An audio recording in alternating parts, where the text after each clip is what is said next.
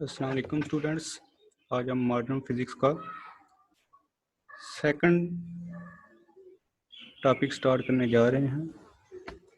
इसकी आउटलाइन में हमारे पास गिवन है वेन्स लॉ, सेकंड नंबर पे है प्लैंक्स लॉ और थर्ड पे है क्वांटाइजेशन ऑफ एनर्जी।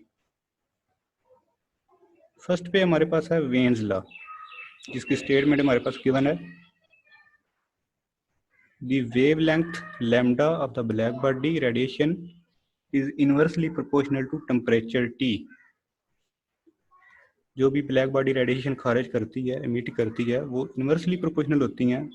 उसका जो वेव लेंथ होती है वो इन्वर्सली प्रोपोर्शनल है टेम्परेचर के साथ।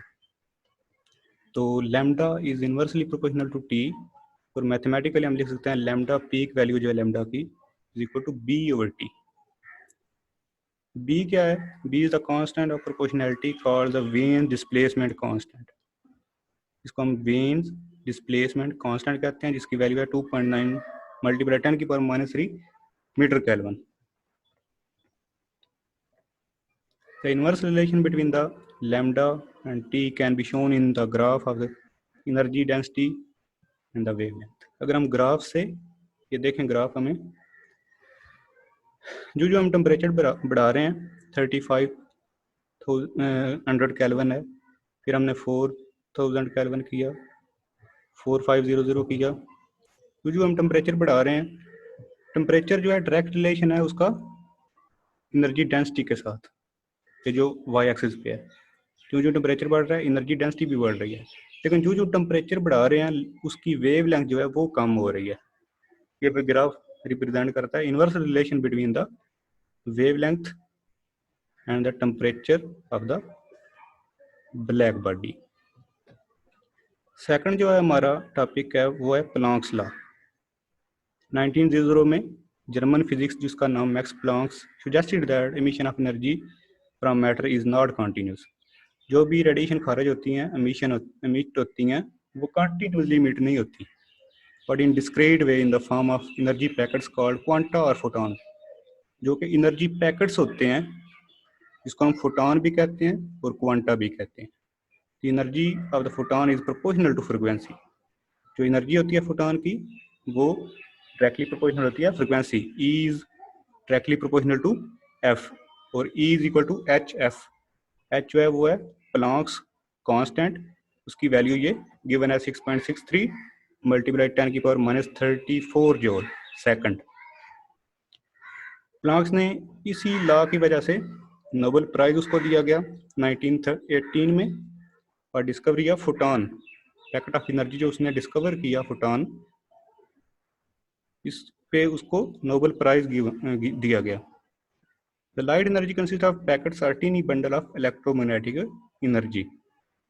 The beam of light जिसकी वेवलेंथ लैम्डा हो, travelling with speed c carries energy hf। उसकी एनर्जी hf होगी, वेवलेंथ उसकी लैम्डा होगी, स्पीड c होगी। आइंस्टाइन क्या कहता है? According to Einstein E is equal to mc square.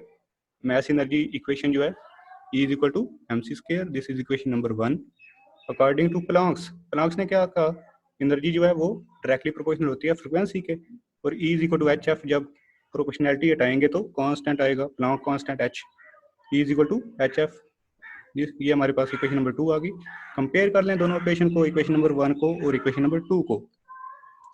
mc square is equal to H f, mc c उधर जाके एक डिवाइड कर दें, h f over c। mc जो है वो मोमेंटम के इक्वल होता है। मैस और वेलोसिटी किसके इक्वल होती है? मोमेंटम के, लिनियर मोमेंटम के, is equal to H f over c. लेकिन एफ तो होता है सी ओवर लैम्डा।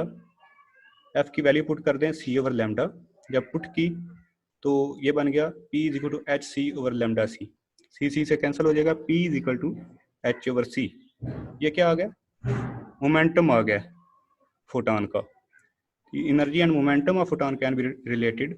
अब रिलेशन बनाते हैं हम किसका? एनर्जी का और मोमेंटम ऑफ फोटॉन का। E is equal to m c square है, E is equal to m c into c लिख लें। E is equal to m c किसके इक्वल है? लिनियर मोमेंटम के इक्वल है, P के इक्वल, और ये साथ सी आ गया। E is equal to p c. ये था हमारा सेकंड टॉपिक, प्लांक्स लॉ। और इसके बाद आता है quantization of energy by Planck's assumption. The energy emitted from a matter is not continuous, वो कंटिन्यू इमिट नहीं होती, but in the form of packets of energy called photons और quanta. यानी वो एनर्जी जो है वो कंटिन्यूस इमिट नहीं होती, बल्कि इन द फॉर्म ऑफ पैकेट्स होती है, एनर्जी पैकेट्स होते हैं, जिनको फोटॉन भी कहते हैं और क्वांटा भी कहते हैं। और इसी को हम कहेंगे quantisation of energy, E is equal to HF। ये था हमारा आज का लेक्चर, एक बार रिपीट कर देता हूँ। वेन्स लॉ पढ़ा, जो कि वेव लेंथ है डायरेक्टली इनवर्सली प्रोपोर्शनल है टेम्परेचर के, lambda peak is equal to B/T, b constant था, वेन डिस्प्लेसमेंट कांस्टेंट। इसके बाद हमने इसका रिलेशन भी पढ़ा ग्राफ से, फिर प्लांक्स लॉ के in the form of photon होती है, कंटिन्यू इमिट नहीं होती है, E is equal to HF। H is the Planck constant and its value is 6.63 multiplied 10 की पावर -34 जूल। इसका रिलेशन निकाल के हमने फोटॉन का मोमेंटम भी निकाला और फिर उसका रिलेशन निकाला मोमेंटम के साथ, एनर्जी और मोमेंटम का रिलेशन भी निकाला, फिर क्वांटाइजेशन ऑफ एनर्जी भी हमने निकाला। तो ये था स्टूडेंट आज का लेक्चर। इंशाल्लाह नेक्स्ट वीडियो में हम नेक्स्ट वीक के जो लेक्चर हैं वो स्टार्ट करेंगे। अल्लाह हाफिज़।